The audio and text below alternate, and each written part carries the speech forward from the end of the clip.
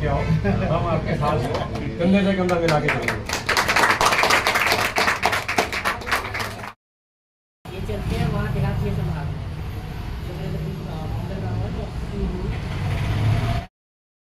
जी, एक नए कार्यालय का शुभारंभ किया है, क्या कुछ कहेंगे? ये कार्यालय का शुभारंभ भी है और हमारी प्रगति की निशानी भी है। हमारी पार्टी की प्रगति दिन पे दिन बढ़ती जा रही है, हमारा प्रचार दिन पे दिन तेज होता जा रहा है, मजबूती बढ़ रही है। ये उसी का एक उदाहरण है। अगर हम ग्रामीण क्षेत्रों की बात करें और ऐसे में आप जो है संसद पद के लिए चुनाव लड़ रहे हैं, सांसद के लिए, तो ऐसे में ग्रामीण क्षेत्र को आप किस तरीके से कवर कर रहे हैं? हम गाँव में जैसे बड़े बड़े गाँव हैं, उनके साथ छोटे से गाँव लगते हैं जिनको नंगला कहा जाता है। तो हम एक बड़े गांव के साथ 4-5 गांव का प्रोग्राम इकट्ठा करके ऐसे हमने 100-125 गांव चिन्हित कर रखे हैं, जिनमें उसी हिसाब से हम प्रोग्राम बना के जा रहे हैं। अगर हम बात करें चुनावी एजेंडों की, तो ऐसे में चुनावी एजेंडे क्या है? चुनावी एजेंडे सबसे ज़्यादा तो हालत आपने इस इलाके में देख रखी, पानी की समस्या बहुत ज़्यादा है। फिर फरीदाबाद का पॉल्यूशन अपने आप में बहुत बड़ी चीज़ है। टोल टैक्स से लोग परेशान हैं, जिन्हें मंत्री जी पहले जजिया कर बोलते थे हटवाऊंगा, तो बल्कि और बढ़वा और दिए। फरीदाबाद के किसी साइड में चले जाओ, बिना टोल टैक्स के आप फरीदाबाद पार नहीं कर सकते। तो ये एक बहुत बड़ी समस्या लोगों के लिए। आज तक कोई मेडिकल कॉलेज सरकार ने नहीं बनाया, कोई कंपनी इस क्षेत्र में नहीं लगी।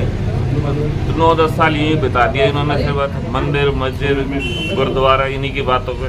ये 4 शब्द इनसे छीन लो, पाकिस्तान हिंदू मुस्लिम, तो इसके अलावा इनके पास और कोई ये 2 मिनट बोल नहीं सकते। दर्शकों से क्या अपील आप करना चाहेंगे? यही अपील करना चाहूँगा कि जैसे ओम प्रकाश चौटाला जी का कार्यकाल सबने देखा है कि लोगों को बीच में जाके उनकी शिकायतें सुन के वहीं निपटारा करके जाती थी। वो जनता सरकार थी असलियत में, सही मायनों में। और जनता दरबार भी जो आज लगा रहे हैं, इससे कहीं बेहतर वो था जब पंचायतों में चौटाला साहब जाते थे, DCSP साथ होते थे, हाँ भाई लाओ क्या समस्या, क्या बनवाना है, तो उसी वक्त फैसला करके उसका वहीं निदान कर देते। लोगों को चंडीगढ़ नहीं जाना पड़ता था।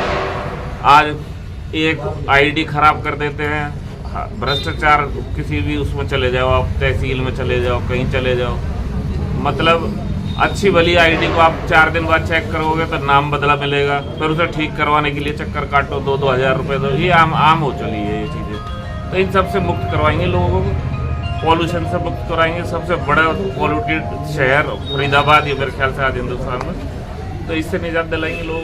सुरेश जी, माननीय जो सांसद है इस वक्त के हमारे, उनका हर जगह बहिष्कार हो रहा है, क्या कहेंगे? वो जैसे कर्म किए उसका फल तो भोगना पड़ेगा। ये बहिष्कार उसी का नतीजा है। गाँव में तो बोर्ड लगा रखे लोगों ने, कृपया भाजपा प्रत्याशी गाँव में ना घुसे जी। तो इससे बड़ा मेरे ख्याल से मुझे ज़्यादा कहने की ज़रूरत नहीं है। तो ये सिवा प्रॉपर्टी डीलिंग के कुछ किया होता तो ये नौबत नहीं आती। विधानसभा 86 में आज नए कार्यालय का उद्घाटन हुआ है, क्या कहेंगे? मैं सिर्फ इतना कहना चाहूँगी कि विधानसभा 86 के सारे कार्यकर्ता यहाँ पे बैठे हैं और आज शुरुआत की है हम लोगों ने, और एक नई शुरुआत की है। हम आज आपके थ्रू लोगों को ये अपील करना चाहते हैं, जिनके पुराने कर्म वो आपको नज़र आ गए 10 साल में, और इस बार मौका दीजिए सुनील तिवैतिया जी को।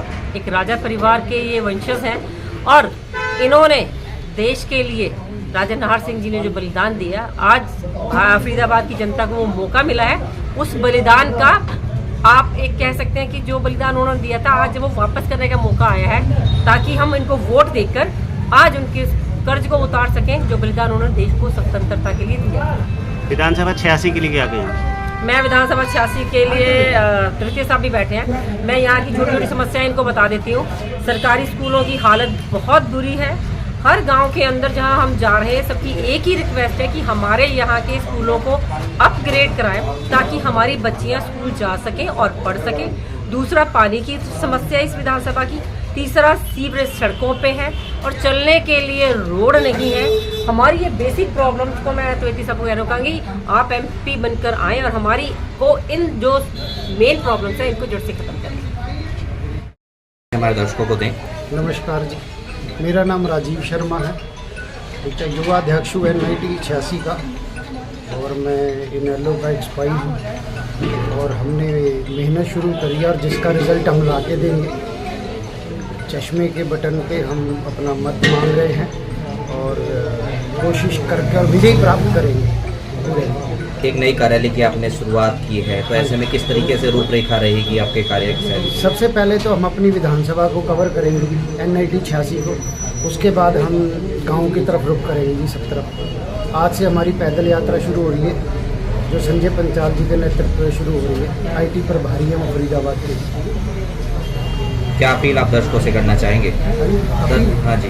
मैं तो यही कहूँगा कि आपने 2 बार एक MP को देख लिया, अब हमारे पे विश्वास करें। आपको पता है चौटाला साहब 5 बार मुख्यमंत्री रहे हरियाणा, और उन्हीं के हाथ में सारी बागडोर दे के इस प्रदेश को आगे बढ़ाने का काम करें।